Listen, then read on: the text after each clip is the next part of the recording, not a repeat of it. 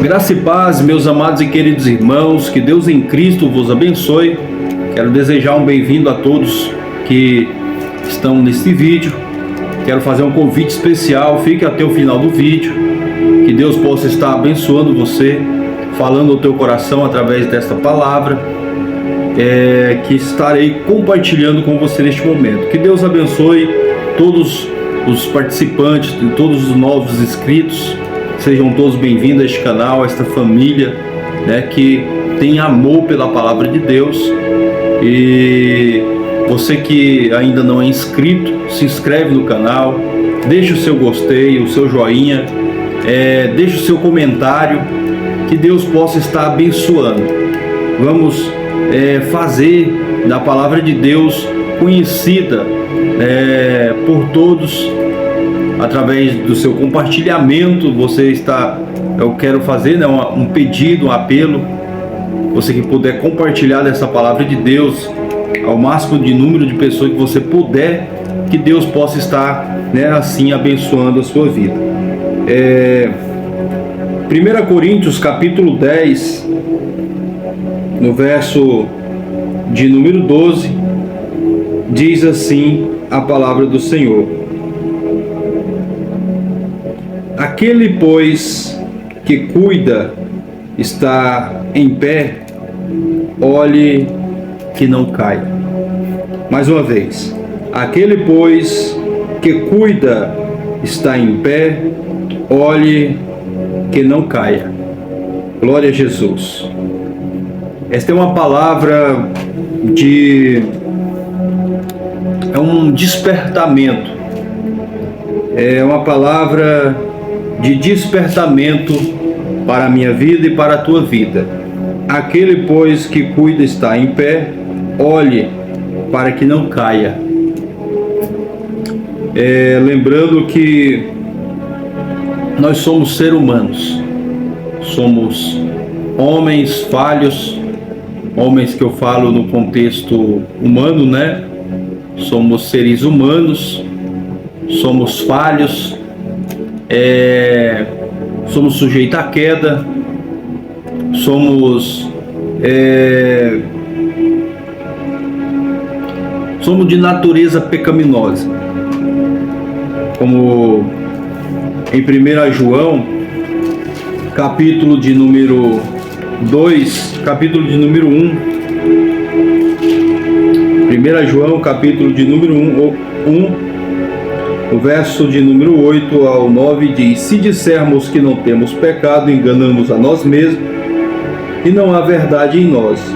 Mas se confessarmos nossos pecados, Ele é fiel. Mas se confessarmos nossos pecados, Ele é fiel e justo para nos perdoar dos nossos pecados e nos purificar de toda injustiça. E se dissermos que não pecamos, fazemo-lo mentiroso, e a sua palavra não está em nós. Então, como eu falei, nós somos sujeito à queda, sujeito a errar, sujeito a falhar. E esta palavra é uma palavra de despertamento, para mim e para você. Aquele que está aí de pé, cuide ou olhe para que não caia. Você que é um cristão, que é um obreiro, que é um líder de departamento, você que é uma diaconisa, um auxiliar, uma obreira do Senhor, uma mulher de Deus, um homem de Deus, você que tem um cargo na igreja, ou você que também não tem cargo, mas é apenas um membro de banco. Não é porque você não tem cargo, que é um membro de banco, que você é uma pessoa mais inferior do que os demais, de forma alguma. Deus não faz acepção de pessoas, Deus não mede pelo cargo, Deus não mede as pessoas pelos seus dons, pelos seus talentos. Não, Ele não faz a distinção. A Bíblia fala que naquele grande dia todo joelho se dobrará e toda língua confessará, desde o grande até o pequeno, desde o maior até o menor. Então Deus não faz acepção de pessoas. Quando quando a palavra do Senhor diz que Deus amou o mundo de tal maneira que deu o seu único filho para que todos aqueles que nele crêem não pereçam, mas tenham a vida eterna. Nessas palavras nós vemos que Deus ele fala que amou o mundo todo, amou a todos. Então ele não faz a distinção, eu amo mais fulano ou eu amo menos Beltrano, não. Deus ele amou todos. Se você tem cargo ou não tem cargo, se você é um levita, um profeta, você é um mendigo, não, Deus ama todos. Deus ama todos, porque Deus amou o mundo de tal maneira que deu o seu único filho para que todos aqueles que nele crêem não pereçam, mas tenham a vida eterna. Então, e a palavra do Senhor, ela não fala que só porque eu sou pregador, que eu sou um diácono, que eu sou ministro do evangelho, ou um ministro de louvor, que eu sou um levita, ou que eu sou um líder de departamento, ou que eu sou um porteiro, que eu já alcancei a minha salvação. De forma alguma. A Bíblia fala, aquele que está de pé, cuide para que não caia. Por quê? Porque estamos em uma jornada. Estamos em uma jornada. Quando você aceita a sua fé, quando você aceita a Cristo, você inicia-se uma jornada, aonde estamos trilhando para o céu, aonde o nosso Senhor Jesus diz, porfiai por entrar pela porta estreita, porque larga é a porta e espaçoso o caminho que conduz à perdição, e muitos são os que entram por esta porta. E aí ele diz mais, portanto eu vos digo, porfiai por entrar pela porta estreita, porque estreita é a porta e apertado o caminho que leva à vida, e poucos há que a encontre. Então esta palavra é para aquelas pessoas que querem herdar o reino, herdar a salvação. Jesus ele nos chamou, ele te convocou, ele te nomeou, te fez filho de Deus, mas só que há um processo. Não é que eu já aceitei, batizei, tenho uma credencial de membro, participo da ceia, tenho um cargo na igreja, que eu já sou salvo. Negativo. A Bíblia fala, aqueles que permanecer até o fim será salvo. Aqueles que permanecer até o fim. Neste meio termo há processos. Jesus diz, porfiai. Ele está dizendo, esforçai-vos. Porque o reino do céu é tomado pelo esforço. É o esforço que nós devemos fazer dia após dia. Como ele diz, se alguém quiser vir após mim, renuncie a si mesmo, pegue a sua cruz e dia após dia sigam-me. Então o maior esforço que nós devemos fazer é o esforço da renúncia, porque não é fácil abrir mão dos seus prazeres, das suas vontades, do luxo, da vaidade, do seu eu, do ego, do egocentrismo, do egoísmo, da vanglória, da exaltação, da soberba. Mas ele diz, se alguém quiser vir após mim, renuncie a si mesmo e pegue a sua cruz dia após dia e sigam-me. Então essa palavra está dizendo, aquele ou seja, aquele pois que cuida está de pé, olhe para que não caia. E às vezes, irmãos, nesta caminhada, nós perdemos tempo da nossa caminhada olhando para a vida alheia, olhando para a vida do próximo, julgando, apontando, criticando e esquecendo da nossa própria vida, que a salvação é individual. Lembra o que a Bíblia diz? Por que reparas tu no argueiro que está no olho do teu irmão, tendo uma trave no teu? E ele diz, hipócrita, né? hipócrita, primeiro tira a trave que está no teu olho, para depois tirar o cisco do olho do teu irmão. Em outras palavras diz: não julgueis, para que não sejais julgados. Da medida que vós julgar, vos serão julgados. Então, aquele que está de pé, cuide. Aqui está falando no contexto pessoal. É quando você olha para um exemplo, você está passando na rua, você se depara com alguém e você conhece aquela pessoa e você faz um comentário: aquela pessoa ou aquele é fulano de tal. Então aqui a Bíblia está dizendo: aquele está falando de mim e de você. Está falando daquela pessoa que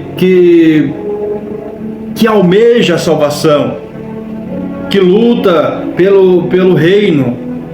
Ele está dizendo: aquele que está de pé,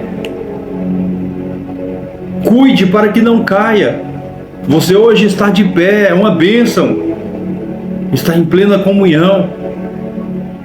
Mas não é porque você hoje está de pé que você tem que se deixar, que você pode ultrapassar os limites, ou seja, viver uma vida de juiz, condenando o seu próximo. Não esqueça que você é ser humano, não esqueça que você é pó, que você é cinza. Não esqueça de quem somos nós, que somos seres limitados, sujeitos à queda, cheios de vaidade, cheios de orgulho, de soberba. E hoje estamos de pé, amanhã já não estamos mais, ou Deus o livra, que venhamos a cair. E ele está dizendo: aquele que está de pé, cuide. Aquele que cuida, está de pé, olhe para que não caia. Em outras palavras, Paulo ele diz: olhai prudentemente como andais, não como os loucos, mas como os sábios, remindo o tempo, por quantos dias são maus. Então, esta é uma batalha, irmãos, constante, como a Bíblia também diz, chega a dizer que é uma batalha constante dentro de cada um de nós, que é a carne contra o espírito. E um se opõe um ao outro, para que não façais o que quereis. E o que vence é o que mais é alimentado. E às vezes deixamos de alimentar a nossa vida, de cuidar da nossa própria vida, para cuidar das vidas alheias. Para cuidar de fulano e beltrano, que às vezes falhou, ao invés de fazermos o que Cristo nos chamou para fazer, quando Ele diz: aprendeis de mim, que sou manso e humilde de coração. Nós estamos fazendo o lado oposto, estamos seguindo o exemplo de Satanás, irmãos, acusador, o acusador das nossas almas. Quando o nosso irmão, alguém chega a tropeçar, nós somos os primeiros a apontar, a criticar, a zombar, a apedrejar. Sendo que quando Jesus ele estava na praia escrevendo na areia, os fariseus chegam com os religiosos, que sempre procuravam a falha em Jesus, chegam com uma mulher que foi pega no ato de adultério e diz: mestre, na lei de Moisés, quem é pego no ato de adultério tem que ser apedrejado até a morte. Aí Jesus, ele abaixa a cabeça, continua escrevendo, de repente ele se levanta e diz: quem não tem pecado, atire a primeira pedra. E a Bíblia diz que saiu do pequeno até o maior. Todos saíram, e ele olha para aquela mulher e diz: mulher, cadê os seus acusadores? E ela diz: não tem ninguém. E ele falou: então vai e não peques mais. Vai e não peques mais. Olha o exemplo de Cristo, meus irmãos. Quando Jesus estava sendo crucificado, e estava dois ladrões do lado dele, um começou a criticar ele, mas do outro reconheceu quem ele era um ladrão, já estava condenado à morte. Ele olha para Jesus e diz: mestre, lembra-te de mim quando estiver no paraíso. E Jesus diz: hoje mesmo estarás comigo no paraíso. E às vezes vivemos uma vida de juiz, condenando o nosso irmão, sendo que Jesus ele diz que o maior dos mandamentos é amar a Deus acima de todas as coisas e ao teu próximo como a ti mesmo. Jesus não te mandou julgar o seu irmão, criticar, porque a Bíblia fala que aquele que julga o seu irmão se faz juiz de si mesmo, e está julgando a si mesmo, condenando a si mesmo. E ele está dizendo: aquele que está de pé, cuide para que não caia, cuida da sua própria vida. A Bíblia diz: examine-se, pois, o homem a si mesmo, depois pegue a sua cruz, ou seja, depois coma deste pão e beba desse cálice. Então, irmãos, a salvação ela é individual, nós temos que se preocupar com as nossas vidas. Você tem orado? Você tem buscado? Tem pagado o preço pela sua salvação? Às vezes nós temos olhado para fulano, beltrano, ciclano, mas só que aquela pessoa, às vezes, é igual a parábola do fariseu e o publicano. O fariseu vai para o templo orar, o publicano também vai, os dois chegam, está lá no templo, na presença de Deus, e um começa a bater no peito: Senhor, eu te glorifico porque eu não sou como os demais, não sou como este publicano. Começa ali a se exaltar. Enquanto isso, o publicano sabia que era pecador, e ele batia no peito dizendo: Senhor, tem misericórdia de mim que sou pecador.